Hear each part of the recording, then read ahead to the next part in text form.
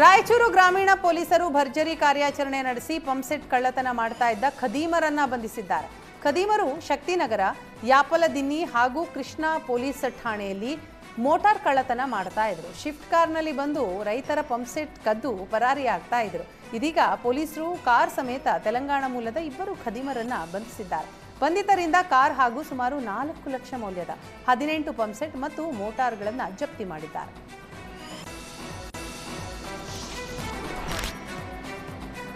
ಬೆಂಗಳೂರಿನಲ್ಲಿ ಹೊಸ ವಾರ್ಡ್ಗಳ ರಚನೆಗೆ ಜಿಬಿಎ ಅಂತಿಮ ಅಧಿಸೂಚನೆ ಹೊರಡಿಸಿದೆ.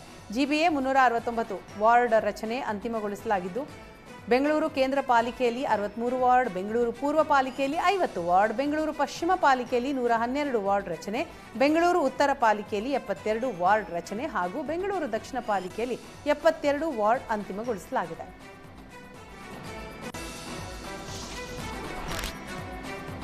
ಬೆಂಗಳೂರಿನ ಕಾಲ್ತುಳಿತಕ್ಕೆ ಆರ್ಸಿಬಿ ಅಲ್ಲ, ಸರ್ಕಾರವೇ ಕಾರಣ ಅಂತ ರಾಜ್ಯ ಸರ್ಕಾರದ ವಿರುದ್ಧ ವಿಪಕ್ಷ ನಾಯಕ ಅಶೋಕ್ ವಾಗ್ದಾಳಿ ನಡೆಸಿದ್ದಾರೆ. ಈಗ ಎಲ್ಲದಕ್ಕೂ ಆರ್ಸಿಬಿ ಅವರೇ ಕಾರಣ ಅಂತ ಹೇಳ್ತಿದ್ದಾರೆ. ಈ ಮೂಲಕ ಕೇಸ್ ಮುಚ್ಚಿ ಹಾಕಲು ಸರ್ಕಾರ ನಾಟಕವಾಡ್ತಾ ಇದೆ. ಕಾಲ್ತುಳಿತ ನಡೆದು 11 ಜನರ ಸಾವಿಗೆ ಸರ್ಕಾರವೇ ನೇರ ಹೊಣೆ, ಸರ್ಕಾರವೇ ಕಾರಣ ಅಂತ ಕಿಡಿಕಾರಿದರು. ರಾಜ್ಯ ಸರ್ಕಾರ ಅವ್ರು ಮಾಡಿದಂಥ ಒಂದು ತನಿಖಾ ಆಯೋಗ ಸಬ್ಮಿಟ್ ಮಾಡ್ತಾ ಇದೆ ಅಂತ ಕೇಳಿದ್ದೀನಿ. ನಾನು ಅವ್ರಿಗೂ ಹೇಳ್ತೀನಿ, ಯಾರು ಈ ತನಿಖಾ ಸಂಸ್ಥೆ ಏನಿದೆ, ದಯವಿಟ್ಟು ಸಬ್ಮಿಟ್ ಮಾಡೋಕ್ಕೆ ಹೋಗಬೇಡಿ. ಯಾಕೆ ಮಾಡೋಕ್ಕೆ ಹೋಗ್ತೀರಾ? ಅದರಲ್ಲಿ ಏನು ಬರೆದಿರಲ್ಲ. ತಪ್ಪೆಲ್ಲ RCBದು, ತಪ್ಪೆಲ್ಲ KSEದು, ಅಷ್ಟು ಬಿಟ್ಟರೆ ಏನೂ ಇರಲ್ಲ ಅದರಲ್ಲಿ. ನೋಡಿ, ಇವ್ರ ಮೇಲೆ ಕ್ರಮ ತೆಗೆದುಕೊಳ್ಳಿ. ನಿಮ್ಮ ಮನೆ ಆಳ ಕಾಂಗ್ರೆಸ್ ಸರ್ಕಾರದಿಂದ ಇವತ್ತು ಬೆಂಗಳೂರಲ್ಲಿ ನಡೀತಾ ಇದ್ದಂಥ ಎಲ್ಲ ಮ್ಯಾಚ್ಗಳು ಇವತ್ತು ಬೇರೆ ರಾಜ್ಯಕ್ಕೆ ಹೋಗ್ತಾ ಇದೆ.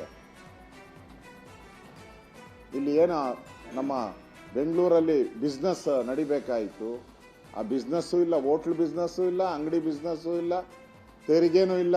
ಅಷ್ಟು ತೆರಿಗೆ ಬೆಂಗಳೂರಿಗೆ ಬರಬೇಕಾಯಿತು, ಕರ್ನಾಟಕಕ್ಕೆ ಬರಬೇಕಾಯಿತು ತೆರಿಗೆ.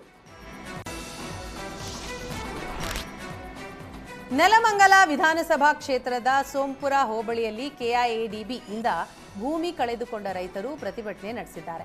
KIADBಗೆ ಭೂಮಿ ಕೊಟ್ಟ ರೈತರಿಗೆ ಕೆಲಸ ಕೊಡಿಸಬೇಕು ಅಂತ ಒಪ್ಪಂದ ಆಗಿತ್ತು. ಆದರೆ ನೆಲಮಂಗಲ ಕ್ಷೇತ್ರದ ಶಾಸಕರು ಅವರ ಹಿಂಬಾಲಕರಿಗೆ ಕೆಲಸ ಕೊಡಿಸಿ ರೈತರಿಗೆ ಮೋಸ ಮಾಡಿದ್ದಾರೆ ಅಂತ ಗಂಭೀರ ಆರೋಪ ಕೇಳಿಬಂದಿದೆ. ಈ ಹಿನ್ನೆಲೆ ರೈತ ಸಂಘಟನೆಗಳು ಹಾಗೂ ಹಲವು ಸಂಘಟನೆಗಳು ಶಿವಗಂಗೆಯ ಗಣೇಶ ದೇವಸ್ಥಾನ, ಶಾರದಾ ಕ್ರಾಸ್ ಬಳಿ ಪ್ರತಿಭಟನೆ ನಡೆಸಿದ್ದಾರೆ.